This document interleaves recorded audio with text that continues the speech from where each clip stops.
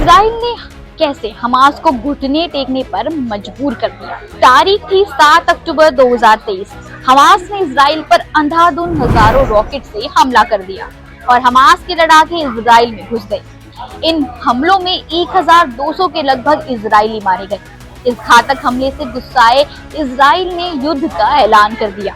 Israeli प्रधानमंत्री ने Hamas के खिलाफ युद्ध को अंत तक और आतंकवादी संगठन पर पूर्ण विजय प्राप्त होने तक जारी रखने की शपथ ली। इस युद्ध को चलते हुए 1 साल 4 महीने से ज्यादा या यूं कहें कि 500 से ज्यादा अधिक दिन हो चुके हैं। इजराइल ने एक बार फिर हमास को धमकी दी है कि हम गाजा में नर्क के दरवाजे खोल देंगे। ये बयान उनका उस वक्त आया था जब अमेरिकी विदेश मंत्री मार्को रूबियो इजराइल में उनके साथ मौजूद थे। इजराइल का इतिहास अपने दुश्मनों से बदला लेने का रहा है और इजराइल आज फिर इसी इतिहास को दोहरा रहा है। हमास की तरफ से छेड़ी गई जंग को इजराइल अंजाम तक पहुंचाने में सफल होता दिख रहा है।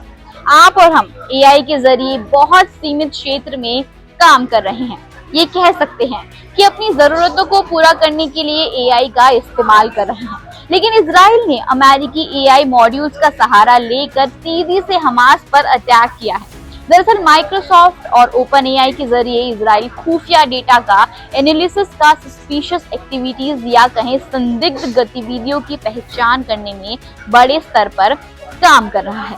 इजराइल के लगातार हमलों में एक के बाद एक हमास के टॉप लीडर्स को मारा जाता है और किसी को कानो कान भनक तक नहीं लगती। इजराइल की इस रणनीति के पीछे किसका हाथ था? दुनिया आज भी इसके बारे में सोच रही है।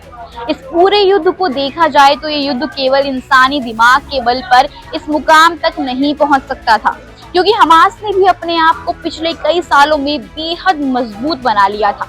ऐसे में सिर्फ प्रधानमंत्री नेतन्याहू की रणनीति काफी नहीं थी। इस युद्ध में जितनी आसानी से इजराइल ने हमास को घुटने टेकने पर मजबूर कर दिया, उसे आसान बनाने में एआई ने बड़ी भूमिका निभाई और इजराइल अपने दुश्मनों को ढूंढ ढूंढ कर पूरी निर्ममता के साथ मारने में कामयाब रहा। रिपोर्ट्स की माने तो इस पूरे खूनी खेल में एआई के जरिए ही संदिग्ध भाषण, व्यवहार और दुश्मन की चाल को पहचान करने की ये नई रणनीति गेम चेंजर साबित हुई। दुनिया जब एक शांति का रास्ता ढूंढ रही थी, तब अमेरिकी तकनीकी कंपनियों के एआई और क्लाउड कंप्यूटिंग सर्विसेज के उपयोग में जबरदस्त उछाल आया और इसका इस्तेमाल किसी सामान्य काम के लिए नहीं बल्कि एक युद्ध में किया जा रहा था। अक्टूबर 7 से पहले की तुलना में मार्च से लेकर अक्टूबर तक एआई मॉडल्स का उपयोग लगभग 200 गुना बढ़ गया। ये आंकड़ा पूरी कहानी बयां करता है कि कैसे इजराइल अपनी सैन्य क्षमताओं को एआई के जरिए कई गुना बढ़ा चुका था।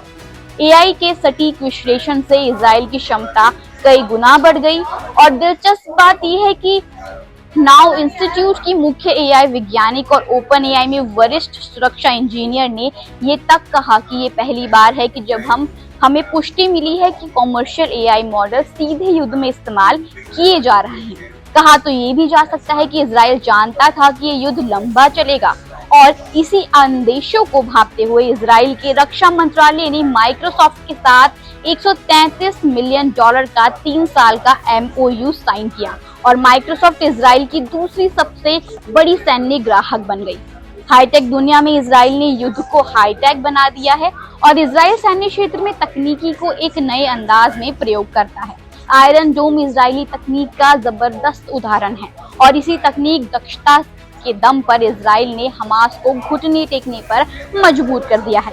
फिलहाल इजराइल गाजा में अमेरिकी राष्ट्रपति डोनाल्ड ट्रंप की रणनीति पर काम करना शुरू कर चुका है।